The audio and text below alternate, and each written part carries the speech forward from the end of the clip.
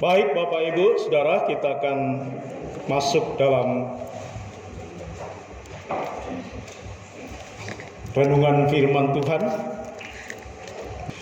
Bapak Ibu Saudara, pagi ini kita akan bersama belajar firman Tuhan dengan tema simfoni yang belum tuntas. Ada ya, simfoni belum tuntas. Ya. Enggak kelar-kelar konsernya ya. Ya, simfoni yang belum tuntas. Yang menjadi dasar untuk perenungan kita pagi ini dari surat Rasul Paulus kepada jemaat di Galatia, pasalnya yang ke-6 ayat 9 dan 10. Galatia pasalnya yang ke-6 ayat 9 dan ayat 10. Tetapi saya akan mengajak kita membaca dari ayat 1 sampai dengan ayat 10 secara responsoria atau secara bergantian. Saya ayat-ayat yang ganjil, Bapak Ibu Saudara membaca ayat-ayat yang genap. Galatia pasal 6 ayat 1 sampai dengan ayat 10. Perikop bacaan kita, saling membantulah kamu. Demikian bunyi firman Tuhan. Saudara-saudara, kalaupun seorang kedapatan melakukan suatu pelanggaran, maka kamu yang rohani harus memimpin orang itu ke jalan yang benar dalam roh lemah lembut, sambil menjaga dirimu sendiri supaya kamu jangan kena pencobaan.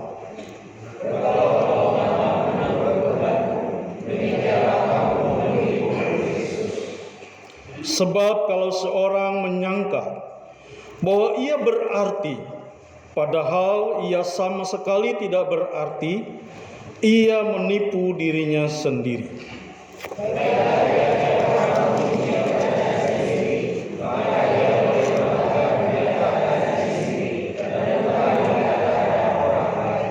Sebab tiap-tiap orang akan memikul tanggungannya sendiri.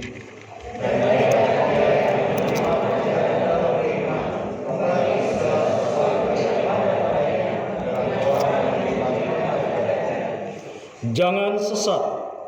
Allah tidak membiarkan dirinya dipermainkan. Karena apa yang ditabur orang, itu juga yang akan dituainya.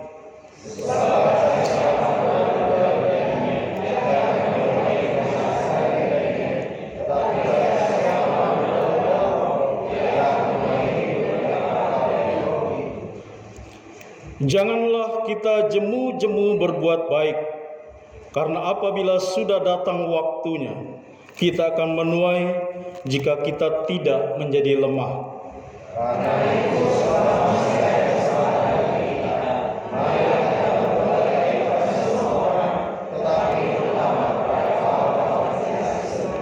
Saya mengulangi ayat 9 dan 10. Janganlah kita jemu-jemu berbuat baik, karena apabila sudah datang waktunya, kita akan menuai jika kita tidak menjadi lemah. Karena itu, selama masih ada kesempatan bagi kita, marilah kita berbuat baik kepada semua orang, tetapi terutama kepada kawan-kawan kita seiman. Amin. Demikian pembacaan firman Tuhan. Simfoni yang belum tuntas. Nah, Bapak Ibu Saudara yang dikasihi Tuhan, pada umumnya surat-surat Rasul Paulus itu dia memulainya dengan salam, lalu kemudian berkata tentang alamat surat itu atau orang yang dituju oleh surat itu, lalu kemudian dia menyampaikan rumusan tentang teologi atau tentang pemahaman akan Allah. Lalu kemudian diakhiri dengan tindakan praktis apa yang harus dikerjakan oleh orang-orang yang mendengarkan tulisannya atau apa yang disampaikannya. Demikianlah yang ada di dalam Galatia pasal 6 ini, Bapak, sudah merupakan hal yang sangat praktis. Setelah pasal 1 sampai pasal 5, dia merumuskan tentang iman yang menyelamatkan. Nah, paling tidak bagian ini atau Galatia ini dan pasal 6 bisa dibagi dalam 3 bagian. Yang pertama adalah ayat 1 sampai dengan ayatnya yang kelima, saling menolong dan saling membangun. Di dalam saling tolong dan saling membangun ada kata memulihkan yang jatuh. Dikatakan kalau ada yang jatuh, baiklah kamu yang rohani mengembalikan orang itu ke jalan yang benar. Lalu ada memikul beban, ayat 2. Ya, kita dipanggil memang untuk memikul beban bersama-sama saudara seiman, tetapi juga ada tanggung jawab pribadi-pribadi. Lalu tanggung jawab pribadi itu adalah ayat 3 sampai 5. Artinya meskipun kita memang harus menolong orang lain, tetapi masing-masing orang akan mempertanggungjawabkan pekerjaannya. Itu yang pertama. Jadi memulihkan dan membangun. Yang kedua, Rasul Paulus berbicara tentang hukum rohani, tentang tabur tuai. Ya. Ada di dalamnya bahwa kita sebagai orang percaya harus berbagi berkat. Rasul Paulus katakan, ya kamu wajar kalau kamu berbagi berkat dengan orang yang mengajarkan kepada kamu tentang kebenaran atau yang mengajarkan kamu firman Tuhan. Lalu ayat 7-8 bahwa ada tabur tuai. Apa yang ditabur oleh orang itu akan dituainya. Entah kapan, tetapi akan ada waktunya orang akan menuai. Lalu ayat 9 dan 10 yang menjadi renungan kita pagi ini tentang ketekunan berbuat baik. Ya, jangan jemu-jemu, ada 2 hal. Lalu kemudian ada prioritas, ayat 10. Nah, Bapak Ibu Saudara kekasih Tuhan, bagian ini merupakan peringatan Rasul Paulus kepada jemaat di Galatia khususnya. Karena orang-orang Galatia adalah orang-orang yang menerima firman Tuhan melalui pemberitaan Rasul Paulus. Tetapi sepeninggal Rasul Paulus pergi ke daerah lain, ada guru-guru palsu yang menyusup. Tadinya mereka menghidupi kebenaran hanya oleh Kristus, hanya oleh kasih karunia. Mereka diselamatkan, tetapi kemudian ada pengajar-pengajar palsu yang mengatakan, terutama dari golongan Yahudi, bahwa mereka harus disunat. Kalau kamu mau selamat, percaya Yesus, tetapi juga harus menjalankan hukum Taurat. Dan ini membuat kekacauan jemaat di Galatia. Itulah sebabnya Rasul Paulus begitu marah. Kalau kita membaca di awal-awal pasal awal sebelumnya, dia mengatakan bahwa Galatia, kamu orang Galatia yang bodoh. Kamu sudah memulai dengan roh, kenapa kamu harus mengakhiri dengan daging? Ya. Maksudnya mereka telah menerima kebenaran bahwa hanya oleh anugerah di dalam Yesus Kristus mereka diselamatkan. Tapi kemudian mereka terpesona oleh guru-guru palsu mengajarkan tidak cukup oleh anugerah di dalam Yesus. Kamu harus melakukan hukum Taurat, termasuk harus disunat. Dan hal ini membuat kekacauan, saudara. Ada prioritas kasih. Rasul Paulus katakan, ya ketimbang kamu kembali kepada atau mengikuti ajaran-ajaran palsu, sebaiknya kamu memberikan fokus pada perbuatan baik. Ya. Berbuat baik kepada semua orang. Namun ada prioritas, yaitu kepada saudara-saudara seiman. Nah, Bapak Ibu Saudara, kita akan masuk dalam bagian ini. Kenapa Rasul Paulus harus mengingatkan dengan keras kepada jemaat di Galatia dengan berkata, kamu bodoh, kamu sudah memulai dengan roh, kenapa kembali kepada tradisi? Kenapa kembali kepada hukum Taurat yang menjadi dasar oleh Rasul Paulus untuk menegur jemaat di Galatia karena adanya konflik, saudara. Ya. Ajaran-ajaran palsu yang masuk setelah Rasul Paulus justru melahirkan konflik antara jemaat di Galatia. Ada yang mungkin saya berkata cukup oleh anugerah. Kita sudah menerima dari Rasul Paulus bahwa anugerah Tuhan cukup bagi kita untuk selamatkan. Tetapi sebagian katakan karena terhasut oleh guru-guru palsu Yahudi yang mengatakan tidak, kita harus menambahkan hukum Taurat, dan itu menjadi konflik di dalam jemaat.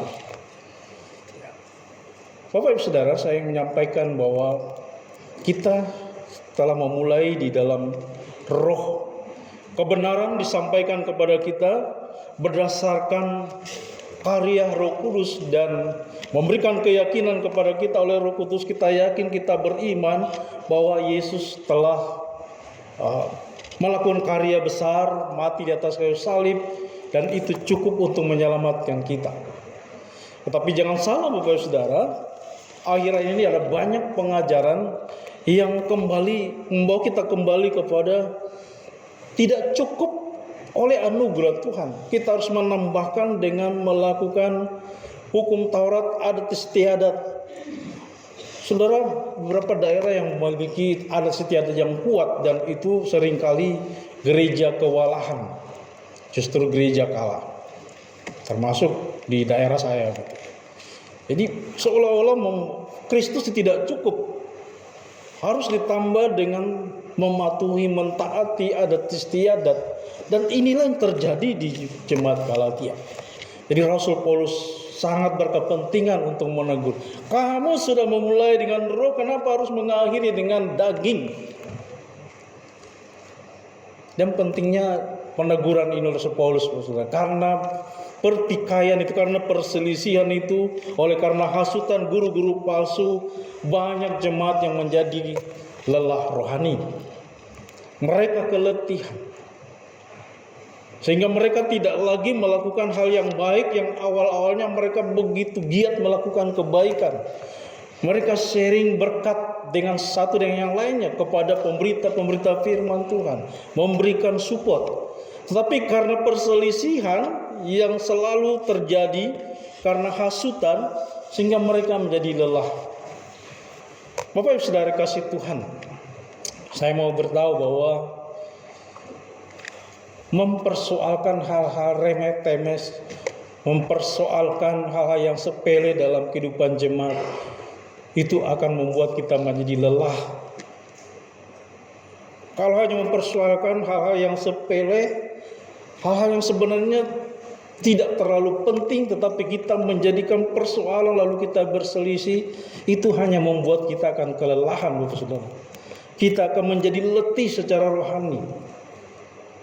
Kalau tadinya kita giat melakukan kebaikan, tetapi karena situasi, konflik, persoalan, pertentangan, hal-hal yang tidak berguna itu membuat kita menjadi lemah. Karena itu betul fokus kita hari ini bukan lagi soal yang sepele-sepele itu. Fokus kita adalah mengerjakan kebaikan yang memang dipersiapkan oleh Tuhan untuk kita lakukan. Lalu pentingnya teguran ini ialah karena adanya hukum rohani, hukum tabur tuai. Kata Rasul Paulus, janganlah kita jemu-jemu berbuat baik, karena kalau sudah tiba waktunya kita akan menuai. Dan dikatakan orang menuai di dalam kedagingan, dalam egonya, maka orang itu akan menuai kebinasaan dari kedagingannya itu. Tetapi kalau orang melakukan di dalam roh, maka dia akan menuai apa yang ditabur dalam roh, termasuk keselamatan.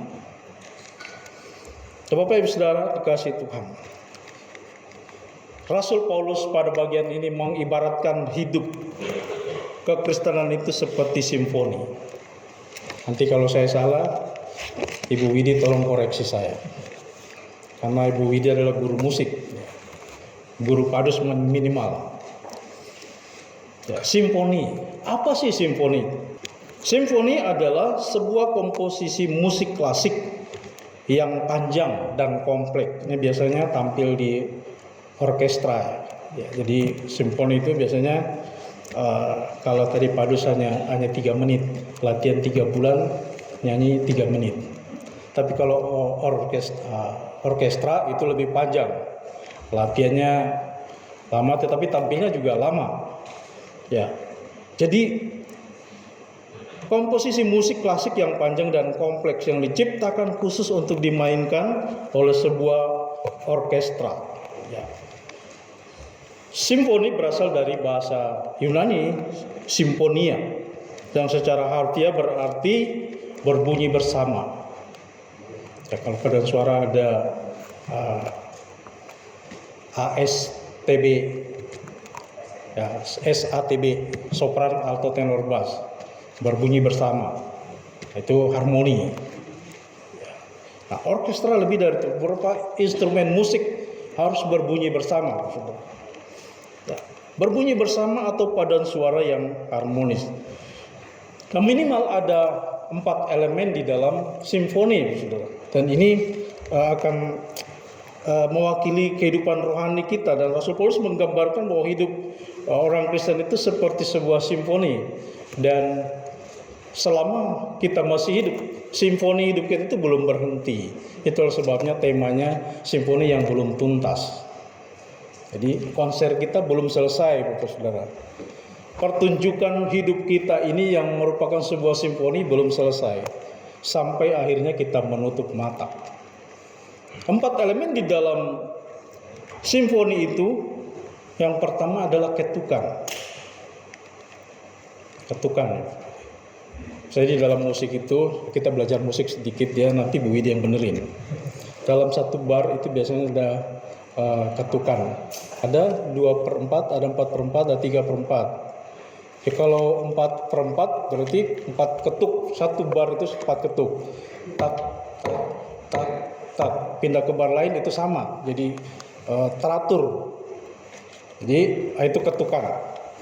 Nah, ketukan adalah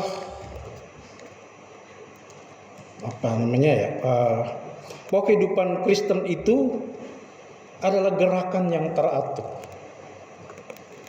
Ini kaitannya dengan berbuat baik dalam ayat 9 dan 10. Jadi hidup kita itu seperti sebuah ketukan di dalam simfoni, dan itu teratur terus menerus. Jadi hidup berbuat baik bagi orang Kristen itu adalah teratur dan terus menerus. Menabur kebaikan bukanlah peristiwa satu kali saja. Artinya tidak perlu sekali sudah cukup, saya sudah melakukan. Tidak seperti itu, tapi berbuat baik adalah sesuatu yang dilakukan terus menerus, tidak berhenti. Berdasarkan Efesus 2 ayat 10 dikatakan kita ini adalah buatan Allah, diciptakan di dalam Kristus Yesus untuk melakukan perbuatan baik yang dipersiapkan Allah sebelumnya. Dia mau supaya kita hidup di dalamnya. Jadi perbuatan baik itu adalah sebenarnya dipersiapkan Allah sebelumnya. Ketika kita diselamatkan, maka Tuhan mau kita hidup di dalam perbuatan baik itu. Dan itu tidak bisa hanya sekali, harus terus menerus, seperti sebuah ketukan dalam simfoni. Tidak bisa berhenti kecuali kita sudah menutup mata. Ya. Lalu kemudian ada tempo. Ya, seperti ini Bapak. Ada tempo. Tempo itu bicara tentang kesabaran. Ya. Proses menunggu. Tempo apa sih? Tempo itu kecepatan dalam irama lagu yang menentukan cepat atau lambatnya sebuah musik yang dimainkan. Tadi Pak Riyadi mengajak kita menyanyi semuanya beatnya cepat. Wajibmu sesudah kau diberi. Itu temponya cepat. Ya, jadi itu tempo. Nah paling tidak tempo itu ada 3. Tempo lambat, tempo sedang, dan tempo cepat. Ya, ada. Kalau kita nyanyi lagunya Haleluya, itu kita melihat ada tempo cepatnya, ada sedang, ada lambatnya. itu lambat. Tapi kemudian ada satu bagian cepat. Jadi itu tempo. Nah, ini bicara tentang kesabaran sebagai orang percaya. Dikatakan di dalam nats kita bahwa apabila sudah datang waktunya kita akan menuai. Artinya segala kebaikan yang dilakukan oleh orang-orang percaya, oleh orang Kristen dengan tulus dan di dalam Tuhan tidak akan pernah sia-sia. Hasilnya akan tiba sesuai dengan waktu dan kedaulatan. Itu bagian kedua. Elemen ketiga adalah dinamika. Ini adalah tingkat musik yang menentukan tingkat keras dan lembutnya suara, nada atau suara yang dimainkan. Nah, elemen ini berfungsi untuk menyampaikan pesan, ya, sampai nuansa dan mencegah sebuah lagu supaya tidak terdengar datar. Demikian kehidupan kita sebagai orang percaya. Hidup ini tidak bisa datar-datar saja, saudara. Terutama dalam kaitannya dengan perbuatan baik. Hidup kita harus memiliki dinamika. Dan dinamika kasih itu atau jangkauan kasih itu, ya, dikatakan dalam bagian ini bahwa simfoni itu memang perbuatan baik itu berlaku kepada semua orang. Siapapun yang Tuhan tempatkan dalam diri kita untuk mendapatkan perlakuan baik dari kita, dari siapapun. Itu merupakan nuansa, dinamika. Berbuat baik kepada semua orang, menyampaikan pesan. Jadi berbuat baik itu akan menyampaikan pesan kepada orang itu, pesan kebaikan. Lalu mereka akan bertanya kebaikan itu datangnya dari mana, seperti sebuah musik disampaikan. Wajibmu sesudah kau diberi selamat. Terus pesannya apa? Kita punya kewajiban karena kita sudah diselamatkan. Kewajibannya apa? Rajin-rajin bekerja. Jadi itu pesan yang ingin disampaikan. Begitulah kehidupan rohani kita, terutama dalam perbuatan baik. Dengan terus melakukannya dengan tempo yang tepat, teratur, tidak berhenti, dan ada dinamika di sana menyampaikan pesan kepada orang yang menerima kebaikan. Ini kasih ini datang dari mana? Kenapa mereka bisa berbuat kasih? Kenapa orang Kristen berbuat kasih? Ya. Kenapa mereka banyak pertanyaan di luar, saudara? Oh, mereka dipersekusi tapi diam saja. Akhirnya mereka ada beberapa orang yang mewakili kita berbicara. Kenapa kita begitu? Orang-orang Kristen mendengar doa 5 kali sehari, mereka tenang-tenang saja tuh. Kenapa banyak ibadah di Bandung, ibadah penghiburan langsung dihentikan? Sebegitu tipiskah iman mereka sehingga terganggu dengan itu banyak suara begitu, saudara. Tapi itulah pesan. Dinamika kasih kita harus menyampaikan sebuah pesan. Kami mengasihi karena kami lebih dulu dikasihi. Orang Kristen mengasihi karena memang mereka hidup dalam kasih. Orang Kristen itu hidupnya pada kasih. Kasih kepada Allah dan kasih kepada manusia. Elemen yang keempat adalah crescendo. Nanti tanya Bu Widi setelah khotbah ini, apa itu crescendo? Crescendo itu bisa ditandai dengan tanda seperti ini. Jadi makin kecil makin besar, sampai di ujung sini makin besar makin kecil, makin hilang. Itu crescendo. Ya. Crescendo instruksi dinamika yang berarti peningkatan volume suara. Ya, mungkin mulai lembut kemudian menjadi keras, itu crescendo. Dikatakan dalam nats kita, terutama kepada kawan-kawan kita seiman, meskipun berlaku untuk semua, tetapi ada tanggung jawab khusus untuk saling menguatkan dan melayani sebagai keluarga kerajaan Allah. Jadi ini berbicara tentang perbuatan kasih kita. Memang orang percaya dianjurkan mengasihi semua orang. Karena memang tercantum di dalam kasih itu. Kasihilah Tuhan Allahmu dari segenap akal budimu, segenap kekuatanmu, segenap jiwamu, dan kasihilah sesamamu seperti dirimu sendiri. Jangan seperti orang Farisi bertanya, siapakah sesamaku? Seperti orang Samaria. Justru melakukan kasih, meski orang yang dikasih itu adalah bukan sesamanya. Kita mengasihi semua orang, tetapi ada prioritas. Utamakan kepada saudara-saudara seiman dalam komunitas kita. Nah, Bapak Ibu Saudara, melakukan kasih itu tidak mudah. Menjalani hidup Kristen itu tidak mudah. Kita melakukan kasih, tapi seringkali kasih kita disalah mengerti. Seringkali kasih kita dibalas dengan sesuatu yang mengecewakan kita. Nah, ini seringkali membuat kita menjadi bosan, menjadi jemu untuk melakukan kebaikan. Karena kita berpikir kita melakukan kebaikan, tetapi reaksi responnya seperti itu. Dan itu membuat orang banyak yang kemudian menjadi bosan. Ini yang terjadi dalam kehidupan di Galatia, dan Rasul Paulus menegur mereka. Janganlah jemu-jemu untuk berbuat baik.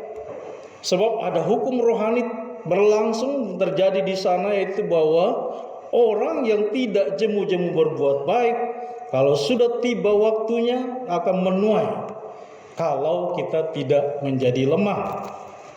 Jadi berbuat baik selagi ada kesempatan. Di dalam ayat 10. Jadi berbuat baik bagi orang Kristen adalah gaya hidup dan prioritas. Gunakan setiap kesempatan. Nah, bagaimana supaya kita tidak menjadi lemah, tidak menjadi bosan dalam melakukan kebaikan? Pertama, tidak tawar hati. Jadi jangan tawar hati. Dalam 2 Tesalonika 3 ayat 13, di sana dikatakan, dan kamu saudara-saudara, janganlah jemu-jemu berbuat apa yang baik. Kalau kita mentaati perintah Tuhan, kalau kita mengerti bahwa berbuat baik itu adalah perintah Tuhan, apa yang telah dipersiapkan oleh Tuhan sebelumnya, setelah kita menerima keselamatan, Ia mau supaya kita hidup di dalamnya. Dan kalau kita tahu bahwa berbuat baik adalah panggilan hidup orang percaya, maka kita tidak akan bosan, tidak akan jemu, dan kita lakukan saja. Memang tidak selalu keberbuatan baik itu ditanggapi dengan baik, diberi respon dengan baik. Kita membantu orang, tapi orang itu tidak tahu berterima kasih, itu seringkali membuat kita bohwat gitu. Kita bantu tapi tidak tahu berterima kasih. Tapi itu seharusnya tidak membuat perbuatan kasih kita berhenti. Yang kedua, kita tidak akan bosan berbuat baik kalau kita menanti janji Tuhan. Seperti yang dikatakan dalam ayat 9 bacaan kita. Janganlah jemu-jemu berbuat baik, sebab kalau sudah datang waktunya kita akan menuai. Apa yang ditabur orang itu akan dituai. Kalau kita melakukan kebaikan, seperti ada perumpamaan di dalam kitab Pengkhotbah kalau tidak salah. Orang membuang rotinya ke dalam air, terlama sesudah itu yang mendapatkannya lagi. Bagaimana kan roti yang masuk kena air itu langsung hancur, tetapi kemudian akan mendapatkan lagi. Itulah hukum tabur tuai rohani. Kita tidak tahu apa yang kita tabur nanti kita akan menuainya kapan. Tapi Tuhan yang menghendaki kita berbuat baik, Dia akan mencatat, memperhitungkan.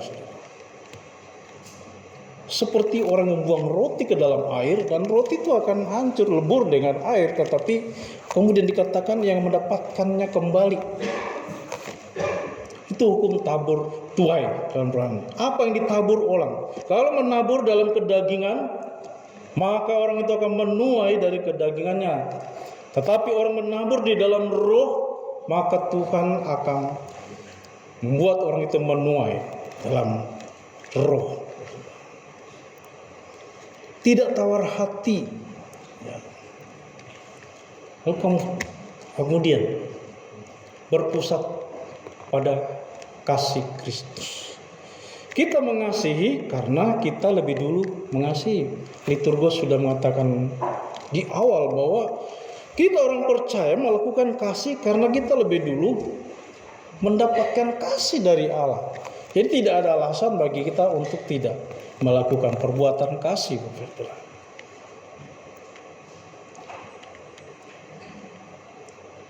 Bagaimana supaya kita tidak bosan? Kita harus berbuat baik selagi ada kesempatan. Ya maksudnya selama kita masih hidup, karena memang berbuat baik itu adalah sudah dipersiapkan Tuhan dan Tuhan mau kita hidup di dalamnya, maka kita harus menghidupinya dan menganggap setiap kesempatan, setiap waktu adalah waktu yang Tuhan berikan untuk kita melakukan kebaikan. Sebab akan datang waktunya kita tidak dapat lagi melakukan kasih. Jadi bagaimana supaya kita tidak bosan, tidak jemu-jemu berbuat baik? Mari kita lakukan hidup kita ini seperti sebuah simfoni dengan elemen-elemennya itu. Dan ketukannya yang teratur, yang terus-menerus. Dan temponya, bisa cepat, bisa lambat. Ya. Ada dinamikanya. Ya. Ada pesan yang ingin kita sampaikan dengan melakukan kasih, ada pesan. Aku memberikan, Tuhan mengasihimu. Ya. Nah, kalau dia orang pilihan, Tuhan akan menggugah hatinya lalu mempercayai Tuhan. Ada crescendo. Berlaku kepada semua orang, kita berbuat baik kepada semua orang, tetapi ada prioritas. Saudara-saudara seiman, itu sebabnya sudah berkali-kali kita sudah mendapatkan renungan bahwa sebagai saudara seiman harus saling memperhatikan. Di bagian awal Galatia pasal 6 Rasul Paulus mengingatkan bahwa kamu harus saling menolong, menanggung bebanmu. Tetapi masing-masing orang punya tanggung jawab. Mengapa kita harus terus berbuat baik? Perbuatan baik bukanlah syarat untuk masuk surga. Ini perhatikan saudara. Kita berbuat baik bukan untuk mendapatkan syarat untuk masuk surga. Kalau kepercayaan lain, ini adalah sebuah hal yang harus dilakukan sebagai syarat untuk bisa masuk ke surga. Tetapi bagi kita orang Kristen, berbuat baik bukanlah syarat untuk masuk surga. Ya, tadi di Efesus 2 ayat 10, ayat 8, 9 katakan, sebab kamu diselamatkan oleh karena anugerah, oleh karena iman, bukan hasil usaha, bukan pekerjaanmu, tapi pemberian Allah. Jangan ada orang memegahkan diri. Dan ayat 10, kita ini buatan Allah, diciptakan dalam Kristus Yesus untuk melakukan perbuatan baik yang dipersiapkan Allah sebelumnya, dan Ia mau kita hidup di dalamnya. Jadi perbuatan baik adalah respons atau ucapan syukur kita atas karunia Allah yang menyelamatkan kita. Jadi bukan syarat, tetapi hanyalah sebuah respon. Ya, kita merespon anugerah dengan berbuat baik. Ini bukan saudara, ucapan syukur. Orang percaya adalah melakukan kebaikan. John Calvin, ya, seorang teolog, seorang reformator. Setiap musim tidak cocok untuk membajak dan menabur. Ya, dia mengambil ilustrasi petani. Petani yang aktif dan bijaksana akan memperhatikan musim yang tepat dan tidak akan membiarkan berlalu tanpa dimanfaatkan. Oleh karena itu, karena Allah telah menetapkan seluruh masa kehidupan saat ini untuk membajak dan menabur, mari kita memanfaatkan kesempatan tersebut. Ini artinya sepanjang hidup kita ini adalah memang dipersiapkan Allah untuk berbuat baik. Nah, seperti seorang petani. Petani itu tahu membaca kapan waktunya menanam, kapan waktunya untuk menuai, kapan waktunya menabur benih, menyemai benih dan tahu kapan. Petani seringkali menjadi ilustrasi di dalam firman Tuhan. Dan John Calvin mengutip ini, bahwa hidup kita ini memang sepanjang sisa hidup kita adalah untuk berbuat baik. Oleh karena itu, kalau bertanya apa sih urgensinya berbuat baik? Bukti dari iman kita. Bukti nyata dari iman. Kita mengaku percaya kepada Tuhan. Allah itu adalah kasih. Kalau kita percaya Allah yang adalah kasih, maka kita harus mengasihi. Kita tidak bisa bilang aku mengasihi Allah, aku mengasihi Tuhan. Tetapi kita tidak mengasihi sesama. Kita membenci orang lain. Kita tidak bisa aku mengasihi Engkau Tuhan, tetapi berselisih paham sedikit dengan sesama di dalam komunitas kita. Tapi di sini tidak ada. Saya mengangkat jempol di geser Bekasi, tidak ada. Urgensi dari berbuat baik adalah wujud ketaatan dan ucapan syukur. Kita mentaati Tuhan. Karena kata dipersiapkan Allah sebelumnya dan Dia mau kita hidup di dalamnya, itu bicara tentang ketaatan. Allah yang oleh anugerah menyelamatkan kita itu menjadikan kita ciptaan baru, dan Dia mau kita hidup di dalam perbuatan baik. Itu adalah menuntut sebuah ketaatan, tetapi juga pada waktu yang sama merupakan ungkapan syukur kita akan anugerah Tuhan. Wujud dari kasih, dan ada kesaksian di sana. Perbuatan baik adalah wujud dari kasih kita kepada Tuhan yang diwujud nyatakan kepada sesama, dan pada saat yang sama di dalamnya ada kesaksian dari kita. Kita menjadi garam, kita menjadi terang. Jadi hidup kekristenan itu rumit, Bapak Saudara sekalian. Tidak segampang yang kita kira. Nah, kalau kita hanya mengerti kekristenan itu di permukaannya saja, maka kita akan menganggap kekristenan itu gampang, kekristenan itu mudah. Tapi sebenarnya tidak. Kekristenan itu banyak tuntutannya, banyak konsekuensinya. Kita percaya mengasihi Tuhan, tetapi kita tidak mengasihi sesama. Itu artinya kita menipu diri sendiri. Banyak kali ayat Alkitab dikatakan dalam bagian kita bahwa barang siapa menyangka dirinya bermakna, tetapi sebenarnya ia tidak bermakna. Barang siapa mengatakan dirinya mengasihi, tetapi tidak pernah melakukan perbuatan kasih, dia menipu dirinya sendiri. Kan sekali lagi Bapak Saudara, bagaimana supaya kita tidak bosan, tidak jemu? Sebagai orang Kristen, saya dan Bapak Ibu Saudara, kita harus konsisten menabur kebaikan. Kenapa? Karena pasti ada waktunya untuk kita menuai. Dan yang kita tuai itu adalah hasil yang indah. Tuhan memperhitungkan. Dan kita harus memaksimalkan setiap kesempatan yang ada untuk menolong semua orang, tetapi terutama saudara-saudara seiman.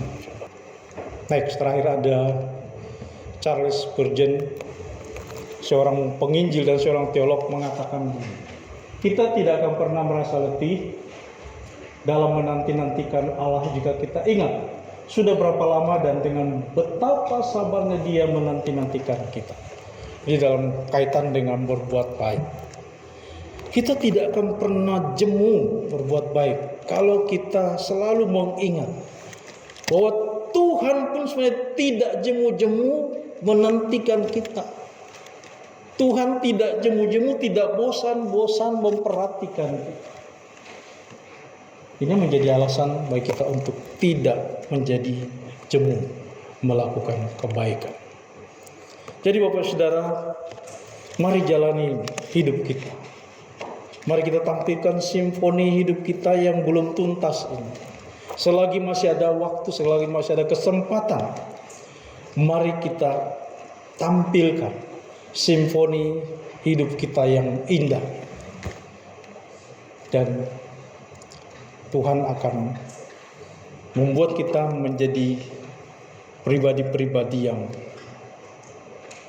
berbahagia, karena kita tidak berhenti, kita tidak bosan, kita tidak menjadi bowat untuk melakukan kebaikan, karena kita tahu Allah lebih dulu mengasihi kita. Teruslah berbuat baik kepada semua orang, tetapi terutama kepada kawan-kawan seiman kita. Itu artinya kita diminta untuk lihat kiri kanan, perhatikan. Jangan lagi mempersoalkan hal-hal yang sepele.